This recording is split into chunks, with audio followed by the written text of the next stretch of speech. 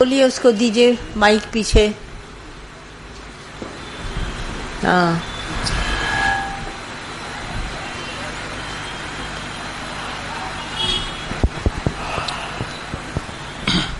शुक्राना न भगवान। हाँ हाँ भगवान कल्ह टियों ॾींहं खां जेकी वाणी हले पई, मुंहिंजो पर्सन पंहिंजी उन्नतीअ जे लाइ आहे, पर उन सां कंसल्ट आहे। हाँ हाँ जीअं गुरु जी वाणी हले थी त कमज़ोरी मौत आहे। हाँ भगवान कमज़ोरी मौत आहे। ईअं असां जेके पंहिंजा फ़ैसिला न, डिसीशन पावर माना बिल्कुलु असांजा वीक थी था वञनि। हाँ इन जे बारे में असांखे कुझु ॿुधायो। जीअं तव्हांजी कल्ह टियों ॾींहं जेकी पेरेंट्स वारी वाणी हली आहे न, उन सां ई भगवान जो कंसल्ट अथव। बराबर।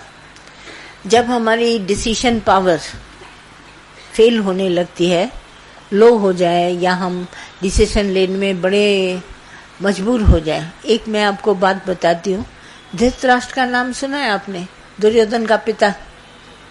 हाँ, जानते हैं अच्छे से? तो वो क्या था? सूरदास था और राज करता था, एक बहुत बड़ी राजाई, और उसके बावजूद उसको आंख में रोशनी नहीं। और दूसरी उसकी कमजोरी, इसकी जो स्त्री थी, उसने भी पट्टी बांध ली अपने ऊपर, है ना? तो दोनों मदर फादर कमजोर हो गए, क्योंकि उसके पास रोशनी नहीं, दोनों को आंखों में रोशनी नहीं। और राज्य इतना बड़ा संभालना, तो देखने में तो आता है कि पिता का राज्य उसको मिला, बैठा तो संभालने गद्दी पर दोनों को आंख में रोशनी नहीं, और वो देखना नहीं चाहती गंधारी, और इसको तो बचपन से ही सूरदास था। तो इन दोनों की ये कमजोरी थी, वो देखना नहीं चाहती है, और ये जो है जन्म से।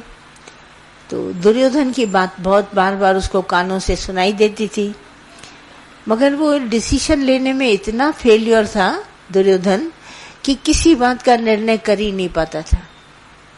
और मोह के वश, क्योंकि मेरा पुत्र है तो ये बिल्कुल राइट होगा, एक तरफ ये बिल्कुल सही होगा, दूसरी तरफ इसका अंधापन इसको कमजोर कर रहा है। मन हमारा अंधा, जब मोह में आता है ना, तब मन अंधा है। तो मन जो है वो ख्याल कहो, माइंड कहो, कोई भी बात कहो, पर हमारा विचार जब मोहग्रस्त होता है तो अंधा हो जाता है, उसको दिखाई नहीं देता। बहुत इसकी बड़ी मजबूरी हालत है कि मोह के वश में आके धृतराष्ट्र दोनों को, उसको आंख नहीं देखना चाहती, इसके पास आंख नहीं है, तो दोनों बड़े मजबूर हैं। तो इसीलिए मोह को कहा जाता है अंधा। तो डिसीजन पावर आपके पास है, ऐसी कोई बात नहीं कि न हो। और कमजोरी क्या है ये भी जानो। जैसे आप कहते हैं कमजोरी मौत है, तो कौन सी कमजोरी हमारे में है?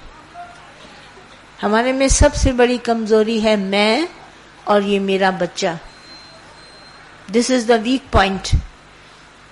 आप दूसरे के बच्चे के लिए मिनटों में सजेशन दे देंगे, उस समय आप कमजोर कभी नहीं है ना? और जब अपना बेटा आएगा तो उस समय आप बहुत कमजोर हैं। तो मैं और मेरा है कमजोरी, और कोई कमजोरी नहीं है। और जब हम गुरु करते हैं तो मैं और मेरा दोनों हम समर्पण करते हैं।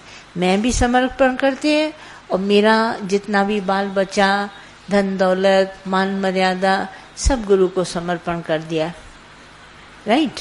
तो मैं मेरा गुरु के पास समर्पित हो गया। अब मैं डिसीजन पावर मिनटों में ले सकता हूँ। कैसे ले सकता हूँ ये भी जानो, क्योंकि जब गुरु के पास मेरा मैं और मेरा चला गया, अब मेरे पास सिर्फ एक ही डिसीजन पावर लेने के लिए है कि मैं अपनी लाइफ के लिए, अपने जीवन के लिए कौन सा रास्ता हमारे पास अच्छा होगा जो मैं लूं। तो उस समय सब कुछ किनारे करके माम एकम शरणम वर्ज, अर्जुन ने डिसीजन लिया। जब मैं और मेरा भगवान श्री कृष्ण को दे दिया, अब वो अकेला था अर्जुन वहां पे, तो भगवान श्री कृष्ण उसको इशारा करते हैं, माम एकम शरणम वर्ज, मेरी आत्मा की शरण ले लो, और तेरी अर्जन आत्मा मेरी अर्जन आत्मा एक ही है। तुम परमात्मा के सुपुर्द हो जाओ, तो उसको ताकत आ गई। और कमजोरी जो थी मैं और मेरे की गई। हम यही आप सोचिए कि अगर मेरे भाई का बेटा होता, बहन का बेटा होता, आप आराम से डिसीजन दे सकते थे और अच्छे में अच्छा। अपने बेटे के लिए डिसीजन ले नहीं सकते, इसका मतलब ये नहीं कि आपको कमजोरी है, पर मेरा जो है वो आपको कमजोर कर रहा है। ऐसे ही धृतराष्ट्र को मेरा दुर्योधन कमजोर कर रहा है।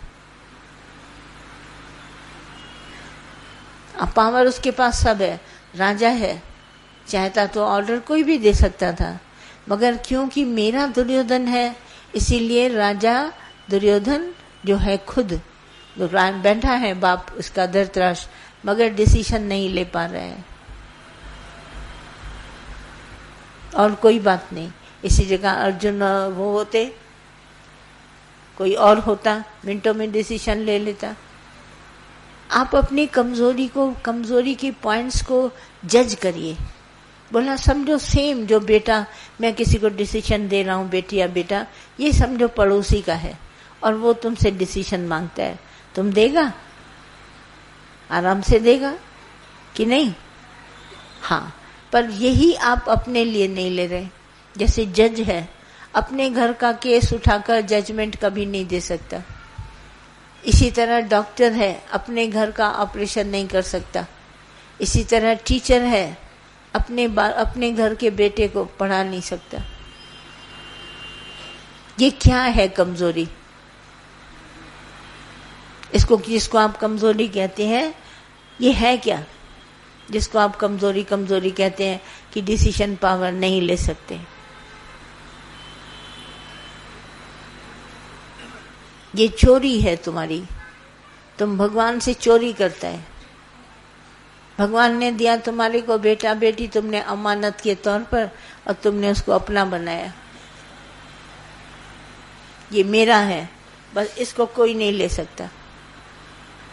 नहीं, बस यही आपकी कमजोरी है।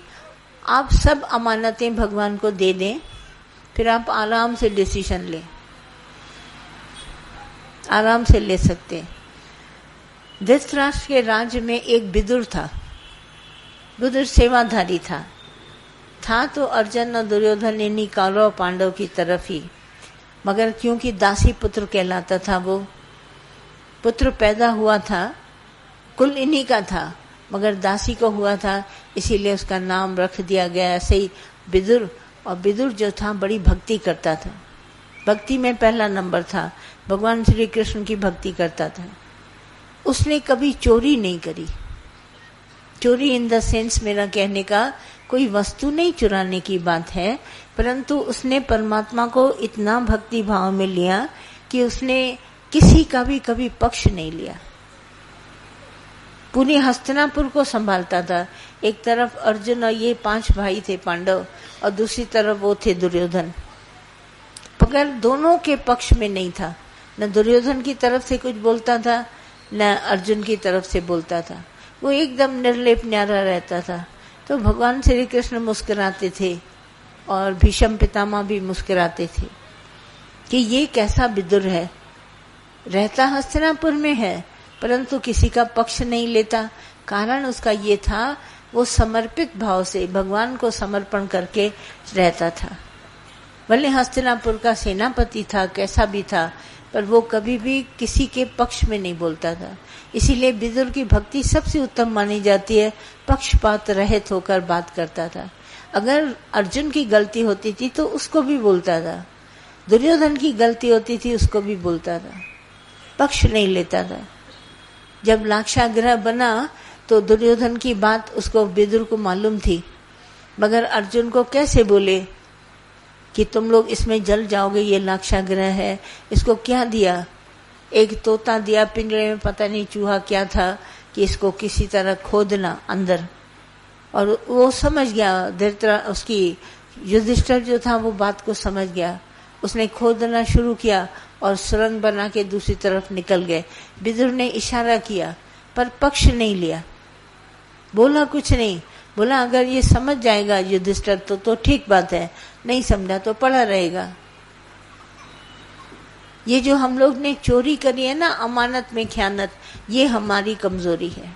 हम इन शॉर्ट आपको बोलते हैं, अगर आपने कोई भी भगवान की वस्तु को अपनी बनाई तो उसी दिन से तुम कमजोर हो गए। विदुर ने कभी नहीं बनाई। विदुर ने कहा सब भगवान तुम्हारा है, बैठा उसी हस्तिनापुर के राज्य में, पर कभी कमजोर नहीं हुआ। भीष्म पितामह ने कहा कि तुम एकदम, कहता है मैं छोड़ के जा रहा हूं, मैं जा रहा हूं तीर्थ यात्रा करने के लिए। लड़ाई सामने आ गई, वो जानता था लड़ाई होके रहेगी और सब मरेंगे, पर मैं इसमें हाथ नहीं लगाऊंगा। उसने एकदम भीष्म पितामह को बोला मैं जाता हूं तीर्थ यात्रा के लिए। भगवान श्री कृष्ण मुस्कुराए, बोला ये बड़ा चालू है, देखो सब कुछ दे के भगवान को ये खुद निकल रहा है। अपनी औरत को लेके चला गया। ये एक बहुत बड़े ब्रह्म ज्ञानी की बात है, जिसके पास इतना ज्ञान है। ये बहादुरी है कि मैंने सब दे दिया और खाली हो गया। डिसीजन लेने की हमको आवश्यकता है ही नहीं, जैसा बीज वैसा फल होगा। मगर हमको कमजोरी है क्योंकि हमने भगवान की अमानत में ख़यानत करी है। ये मेरा, ये मेरा, ये मेरा। आप 15 मिनट के लिए भी अगर सोचेंगे ना, मैं दुनिया में आया अकेला हूँ, जाऊंगा अकेला, मैं कभी किसी को सुधार नहीं सकता, बना नहीं सकता। जो कुछ मेरे बाल बच्चे हैं अपने स्वभाव की खातिर है, मैं इनका पिता भले हूँ, पर ये अपना हिसाब किताब लेके आए, ये मेरे नहीं है। भगवान ने इसमें फैमिली एक बनाई है, उसमें हमको दिया है, मैं इनको कुछ नहीं कर सकता। अगर आप इस तरह से इन्वॉल्वमेंट को हटाते हैं अपने आप को, आपकी कमजोरी तुरंत चली जाएगी। कमजोरी अगर हटाना चाहते हैं तो मैं उसकी दवा बता रही हूं कि अमानत में ख़यानत मत करो। कोई हमारा नहीं है दुनिया में, कोडी भी ना है मिल कहिकरी दुनिया में तेंजी। एक कौड़ी भी नहीं है, हमको सब दिया है भगवान ने, ये भगवान का दिया हुआ है, मेरा इसमें कुछ नहीं है। और हमने इसको मेरा और तेरा रखा है, मैं खरीद के लाया, मैं ऐसा किया, इसीलिए इतनी कमजोरी है। जाने का डर, धन के जाने का डर, बच्चों के जाने का भय आपके अंदर से कभी निकलता ही नहीं है। और हम लोगों को ज्ञान इतना दादा ने दिया है, हर एक अपने समय पर जाएगा, हम कभी नहीं डरते। आया है दुनिया में, अपना काम निपटा के कभी भी जा सकता है, एनी टाइम। किसी से भी हमको भय नहीं, ये क्यों गया, अच्छा अभी तो जवान था, अभी तो ऐसा, तो क्या था, उसका टाइम मुकर्रर था, चला गया। हम भयभीत कभी नहीं होते, हम कमजोर कभी नहीं थे। ज्ञान ने हमारी जड़ों से उखाड़ के कमजोरी और ये सब फेंक के बाहर रख दी। कमजोरी नाम की चीज हमारे पास नहीं है। पहले दिन से जब दादा मिला, बोला ये सब अमानतें हैं, अमानत में ख़यानत मत करना, अपना न बनाना, सब अमानतें भगवान के आगे रख दो। जिसकी वस्तु तिस आगे रखे, प्रभु की आज्ञा माने माथे। हम प्रभु की आज्ञा को मान के बैठे हैं, इसी की वस्तु है। दिया तो इसी ने, धन भी इसी ने दिया, दौलत इसी ने दिया, कमाई उसने दी, सब साधन उसने दिए, आज उसी को समर्पण कर दिया। कमजोरी चली गई, अब कभी नहीं आएगी। मैं कितने लोगों को देखती हूँ, बुखार हो गया 103, 104, अब बुखार चला गया, नॉर्मल आ गया शरीर, तो भी कहते हैं कमजोरी लग रही है, कमजोरी। अरे बुखार गया अपने घर, कमजोरी कैसी? दादा की इतनी बड़ी रिसर्च है, मैं बहुत बार उसको प्रैक्टिकल लाइफ में लाती हूँ। बीमारी में बीमारी का ख्याल बीमारी है। आप लिख लेना, कभी भी आप बीमार हो, कितनी भी बड़ी आपको बीमारी हो, पर बीमारी में बीमारी का ख्याल करते हैं कि आई एम सिक, तो आपको बीमारी है। पर आप सिक नहीं फील करते अपने को, मैं सिक नहीं हूं क्योंकि मैं शरीर ही नहीं हूं, मैं कहां से बीमार पड़ूंगा। आत्मा को कभी बुखार आता है, ब्रह्म को कभी बुखार आता है। सिक पर्सन, बोला there is no disease but only sick person. Sick person अपने ख्याल से है, मैं बीमार हूं। बीमारी में बीमारी का ख्याल हटा दो। बीमार तुम है नहीं, तुम पिता नहीं है, तुम माता नहीं है, तुम भाई नहीं है, तुम बहन नहीं है, तुम ब्रह्म स्वरूप आत्मा है। भले हम एक घर